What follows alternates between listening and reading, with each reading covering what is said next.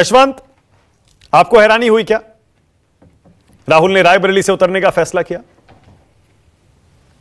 हैरानी तो शब्द नहीं यूज करूंगा, मतलब कोई एक ना एक तो होना ही था, या तो वो इससे लड़ते या उससे लड़ते। थोड़ा ये जरूर लगा कि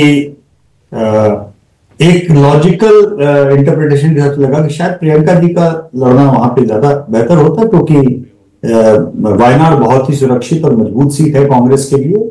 राहुल जी लंबे अंतर से जीत चुके हैं।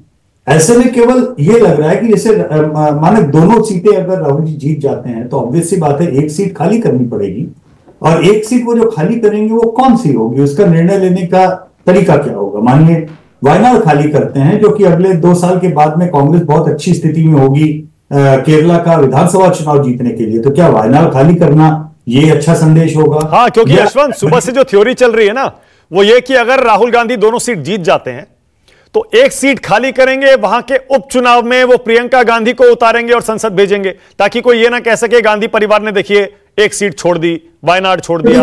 अगर वैसा है तो मेरा अनुमान सिर्फ शायद ये है कि वो वायनाड खाली करेंगे और वायनाड से शायद हो सकता है प्रियंका जी जीत के जाएं, क्योंकि वायनाड का बायपोल फिर भी शायद ज्यादा उनके लिए बेहतर होगा, क्योंकि रायबरेली खाली करना और रायबरेली में बायपोल से दोबारा जीत के जाना शायद वो उतना आसान या शायद नहीं होगा, क्योंकि आपने अगर रायबरेली के आंकड़े देखे हैं 2014 और 2019 के, तो जो अभी वर्तमान कैंडिडेट हैं बीजेपी के, वहां पर वो कांग्रेस के पुराने लोकल धुरंधर खिलाड़ी रहे हैं, और सोनिया जी की जीत का अंतर उन्होंने काट के आधा कर दिया था पिछले लोकसभा चुनाव में।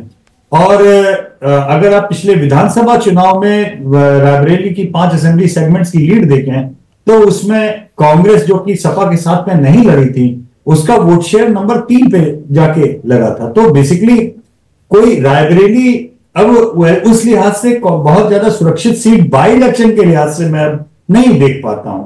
तो अगर ये है स्ट्रेटेजी, ये है कि हम दोनों जीतेंगे और वायनाड खाली करेंगे और वायनाड से प्रियंका जाएंगी, तो मतलब फिर तो ठीक है, मतलब हर पार्टी की अपनी एक स्ट्रेटजी। मतलब इसे मास्टर स्ट्रोक कहना यशवंत क्या सही होगा कि भैया देखिए हमने स्मृति ईरानी और देखिए, क्योंकि बीजेपी की स्ट्रेटजी कांग्रेस ये कह रही है ये थी कि किसी तरह से स्मृति वर्सेस राहुल बना दिया जाए और राहुल का कद कम कर दिया जाए। देखिए हमने वो होने नहीं दिया, अभी भी मोदी वर्सेस राहुल ही रहेगा, और राहुल रायबरेली से भी जीतेंगे, वायनाड से भी जीतेंगे, दोनों सीटें भी जीतेंगे और बड़े नेता के तौर पर उभर कर सामने आएंगे। बड़ी दिक्कत है उस नैरेटिव में, क्योंकि आप अगर अपनी परंपरागत सीट अमेठी जहां से आप हारे थे, आपने अगर वो छोड़ी है, तो उसके अराउंड ये नैरेटिव फिट करना कि हम ज्यादा बड़े बन के उभरे हैं अमेठी छोड़ने के कारण, या हम रायबरेली लड़ेंगे, अमेठी में हम किसी और को लड़ा देंगे, ये नैरेटिव शायद उस तरीके से क्लिक नहीं करेगा। आपको समझ में आ जाएगा अगले 2-3 दिन में दोनों पार्टियां जो कर रही हैं उसके अराउंड नैरेटिव, उस नैरेटिव में कौन सा नैरेटिव भारी पड़ेगा।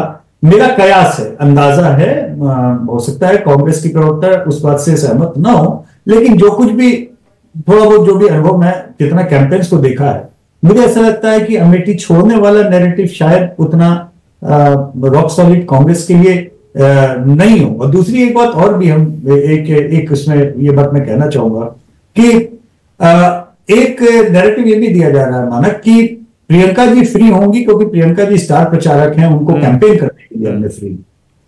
तो क्या राहुल जी स्टार प्रचारक नहीं है? क्या उनका कैंपेन करना कांग्रेस के लिए आवश्यक नहीं है? तो कैंपेन तो दोनों के लिए ही आवश्यक है ना। ये भी तो कहा जा सकता था कि भाई राहुल जी नहीं लड़ते अमेठी से, या प्रियंका जी केवल रायबरेली से लड़ती कि एक सीट पे वायनाड पे वो लड़ रहे हैं, अमेठी में कैंपेन करते अच्छे से अपने बाकी सीटों की तरफ से। तो देखिए क्या है, सच्चाई है मानक, इसको मैं असत्य की तरह नहीं बोलूंगा। हम लोगों की भी आदत होती है, जो तुक्का लग गया है, जो स्ट्रेटेजी सही साबित हो जाती है चुनाव के बाद में, हम उसे बैकवर्ड इंटीग्रेशन में मास्टर स्ट्रोक बोलते हैं। ठीक है ना। हो सकता है कि स्ट्रेटेजी बहुत बड़ी साबित हो जाए तो कल के दिन हम इसको बार बार रिवर्स इंजीनियरिंग करके बोले कि नहीं बहुत अच्छा मास्टर स्ट्रोक था, लेकिन नहीं भी पड़ती तो हो सकता है फिर ब्लेम गेम भी शुरू होगा कि ये शायद उचित स्ट्रोक नहीं था। जितना छोटी समझ या छोटे अनुभव के आधार पर जो लगता है, अमेठी छोड़ने का निर्णय, रायबरेली का निर्णय सही था कि नहीं सही था, ये एक अलग विषय है। अमेठी छोड़ने का निर्णय शायद उतना सही नहीं। ओके।